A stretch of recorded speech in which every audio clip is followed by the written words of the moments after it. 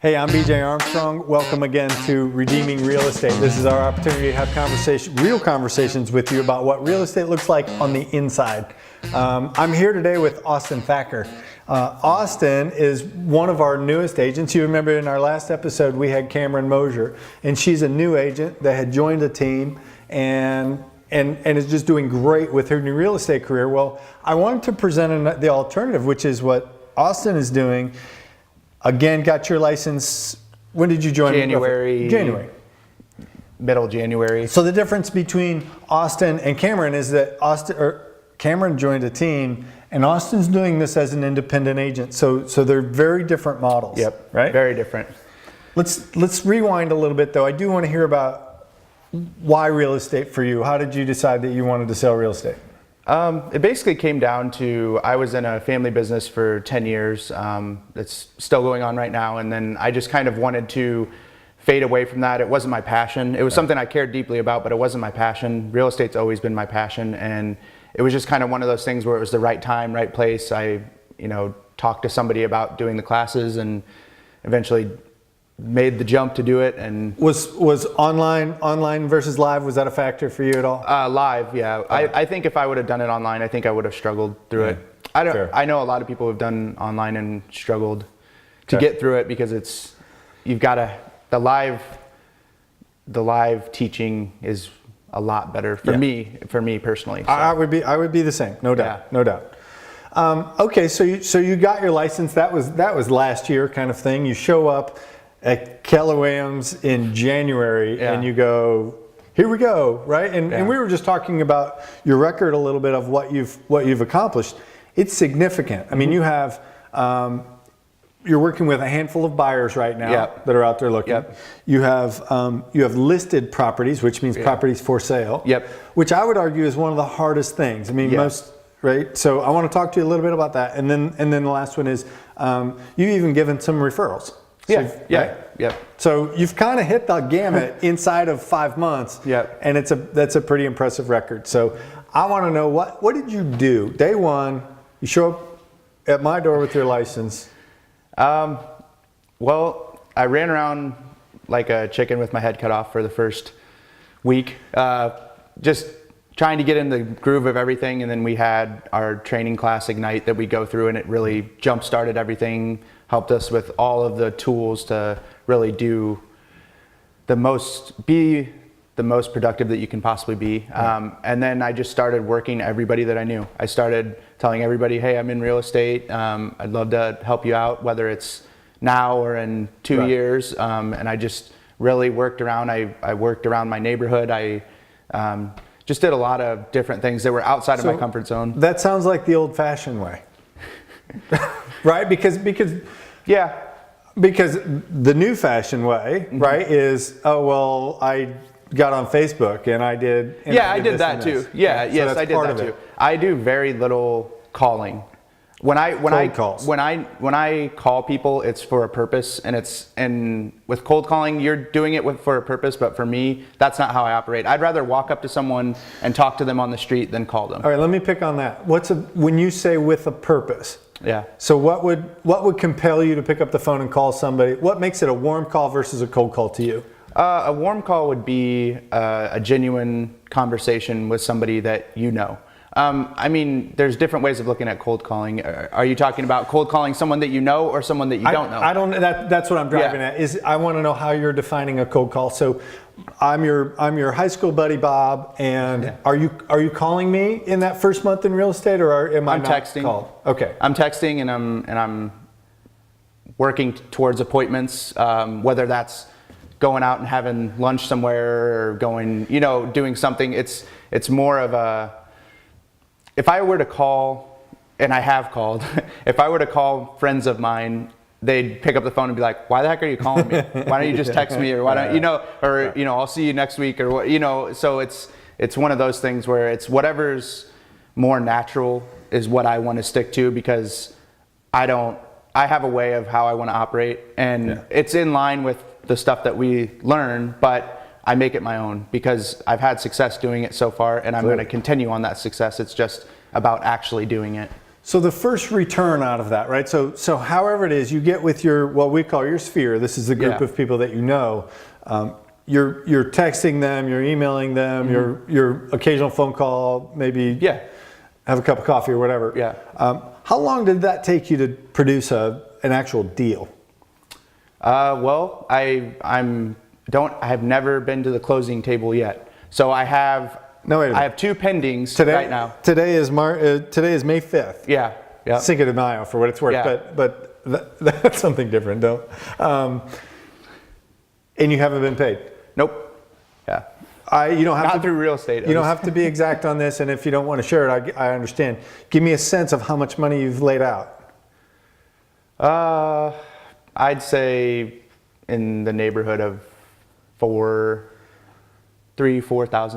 Okay, I mean, so- with the class and with the And the that's what I'm tests saying. So and somewhere everything, along the way, so really, you're going. It's been 5 months, and I don't Yeah. have a paycheck yet. And actually, I've put out $5,000. That's Yeah. kind of a big deal. And honestly, I do want anybody getting into the business to hear that. Hey, this isn't this is not an instant thing. If you're trying to win the lottery on the first try, it's not going to happen. You got to be persistent with it. So. And you're not ready to quit. No, Which no, means that there's definitely something in the hopper that's you're planning on some income here. Yeah, I enjoy it. So it's something that I thoroughly, every day I wake up and I enjoy it. That's and really it's cool. crazy because I always heard, well, if you're not doing the job you love, then, or find the job that you love and you'll never work a day in your life. Right. People say that all the time, but it really is that way. I mean, you have your ups and your downs, but it's, for the most part, 80% of the time is what I want to be doing. That's really cool. All right, so I want to get back to this kind of buyer conversation, or we talked about how long did it take? I get that a paycheck didn't show up right away. Yeah. How long did it take for somebody to actually engage with you and say, "Hey, yeah, I'm in the market"? It was probably 2 weeks, 3 weeks, and it was because of Facebook. That's really So it was me setting up a business page and me just kind of putting it out there to everyone, and my word of mouth through my family and friends and everything like that. So it was pretty quickly that happened, but then the house hunting and all of that, it was April until something actually came through. So you might have started with a buyer, let's even say February 1st. Yeah. By the time you do your lead generation and all Yeah. that stuff, February 1st, and it's now April before they've actually got something under contract. Yep. Which is 45 days to closing then, Yep. right? Which is why, when's your first closing scheduled for here? they're both, the first 2 are around May 25th. Awesome. And will they pay back your $4,000 investment? Yes. And that's not a good question to be sharing income stuff. I get that. Yeah, but yes. But if you look at it from an hourly wage, it's not good. It's pretty small, but it's about continuing on and building on that. I'm glad you mentioned that, because I do want to get to one of the reasons a lot of people get into real estate is they see this thing as, hey, I get a lot of this, I get a lot of free time, Yeah. I get a lot of money, and I get a lot of free time. What's that look like? How many hours do you think you're spending a week? 50, 60. A lot. I mean, more when than you would count- at a desk job. Yeah, the second somebody emails you, the second somebody texts you, the second somebody calls you, you need to get back to them as soon as possible. That's my job. So it can be 10 o'clock, 11 o'clock on a Saturday or Sunday, and they text you or call you, and Right. you have to respond. So There's truth you to want that. to respond because you want to give them all the information. No, that you can give. I'm glad you said that, because I think what a lot of veteran real estate agents get into is this, oh my gosh, another 10 o'clock, really? I mean, why Yeah. are you calling me? And you're right. That's still in me as well. I want to respond. It's not really a chore for me. Yeah. I get excited about that. Yeah. So that's cool. I've experienced that too on the other end for some agents that really don't want to get back to people or No doubt. whatever it is. And I don't have an assistant. I don't have a transaction coordinator. I don't have any of that. It's all me. So it's been a lot of hours, but it's work. I mean, I love it. So I Absolutely. still haven't left. So you're building. I mean, I can see your business building because there's 3 blocks essentially to this business, and the first one is buyers that we've kind of already hit on, and that took a little while to develop. But you also have some properties for sale, which means that somebody's come to you and said, "Hey, Austin, sell my house for me." Yeah. How do you get those?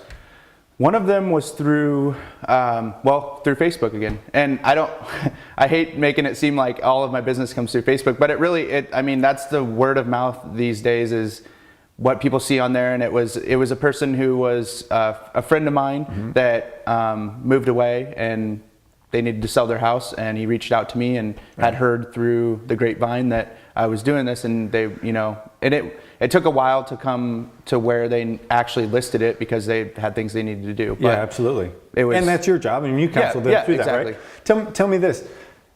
Did they have any hesitation in listing with you because they thought, oh, well, he's only had his license since January?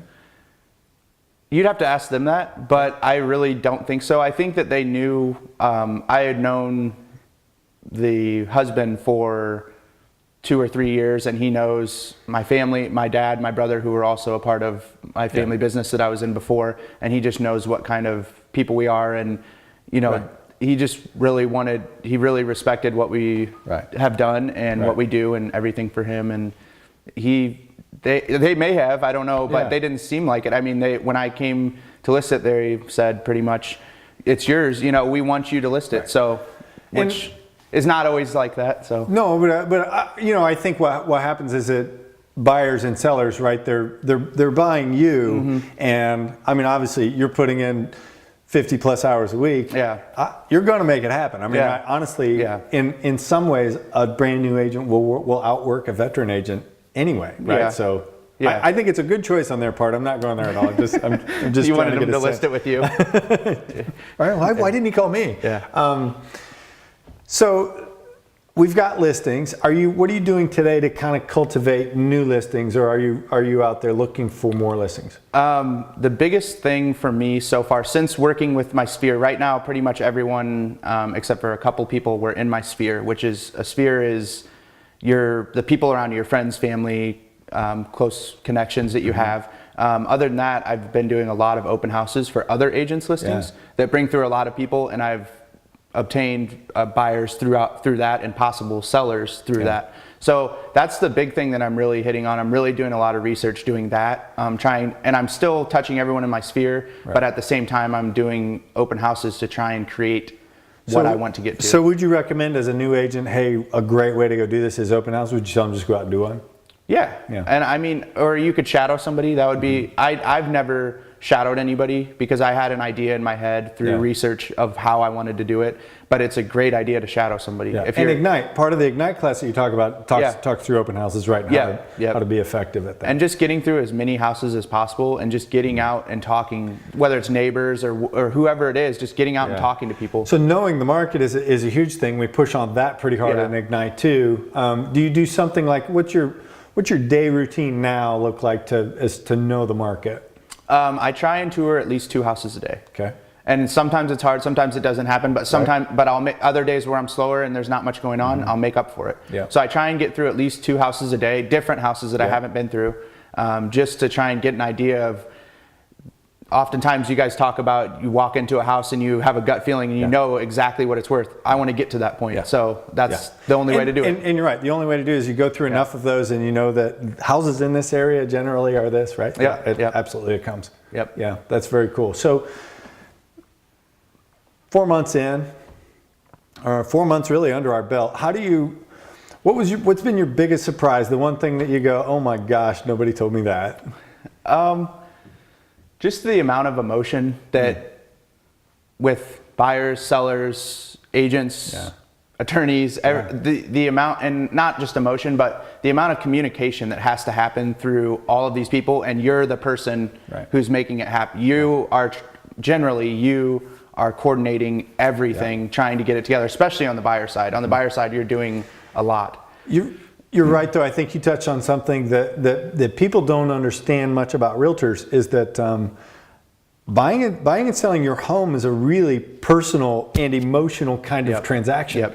And so much of our job becomes just dealing with the evidence, and how do we strip the emotion away so that our buyer or seller can really make a wise choice and good decisions. And it's tricky. And it's very tricky, and I've gone through my ups and downs with that too. It's hard. It's hard because you personally will get emotional, or you try not to, but you'll get emotional over things too. And you try and keep it so they have their emotions out of it, but you're dealing with somebody's Right. dream home or whatever they want. Right. So you can't tell them to have no emotion about it, but it's your job to keep it Right. as level as possible and Absolutely. try and keep it happy on both sides. So. Absolutely.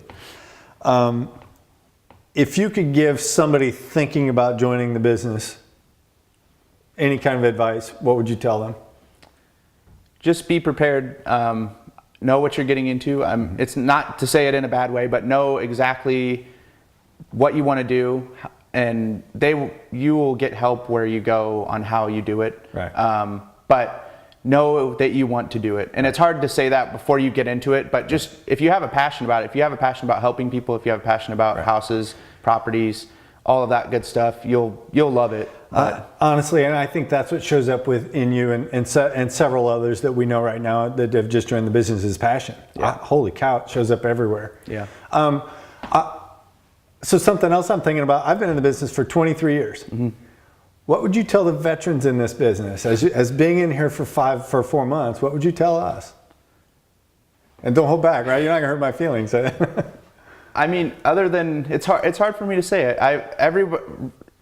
Usually, or most deals that I've done, everyone's been really pleasant. I mean, even the veteran agents and everybody has been kind of on the same page. The only thing that I would go back to is, like what we were talking about earlier, some agents have this idea of I don't need to get back to people until the next day, which that's how you create time off for yourself, and I understand that. But for us in the business, if somebody wants an answer, if our client wants an answer at 10 p.m. on a Saturday, then we're hoping to get an answer from you. You know what I mean? So it's tough on both ends. But and so what you won't say, here's what I've interpreted in my own head just from our whole entire conversation is passion. I mean, honestly, I think that's what I see.